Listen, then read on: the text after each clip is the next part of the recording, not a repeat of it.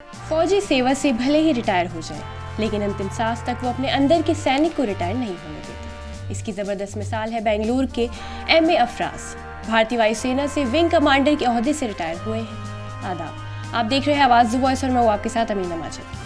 आज़ादी के बाद से शहीद हुए 26,000 से ज़्यादा सैनिकों की शहादत को सहेजने के लिए विंग कमांडर अफराज ने देश भर से शहीदों और उनके परिवारों का डेटा जुटाया और honorprint.in पोर्टल पर उनकी कहानियों का दस्तावेज तैयार कर दिया।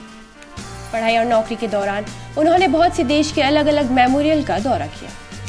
विंग कमांडर अफराज का पारिवारिक बैकग्राउंड आर्म फोर्सेस का रहा है। Wing commander Afraz flying officer Farooq Bunsha की चर्चा करते हैं। बुनशा 1965 की जंग में शहीद हो गए थे। धीरे धीरे शहीद बनूशा लोगों के जहन में भी नहीं रहे, लेकिन जब विंग कमांडर अफराज ने ऑनलाइन दुनिया से उनकी कहानी सुनाई तो पता चला कि उनके मंगेतर भी थे, जिन्होंने अपनी पूरी जिंदगी उनकी याद में उनके शब्दों के सहारे गुजार दी। विंग कमांडर अफराज ने इसके लिए honorprint.in के नाम से एक पोर्टल की शुरुआत की। वो बताते हैं कि उन्होंने इस पर 2015 से काम करना शुरू किया और पोर्टल को 2017 में लॉन्च किया। शहीदों के परिवारों से बातचीत के दौरान कई सालों बाद जब देश शहीदों के बलिदान को याद करता है और उनका सम्मान करता है, तब उन्हें कितना गौरव महसूस होता है कि शब्दों में बताना मुश्किल है।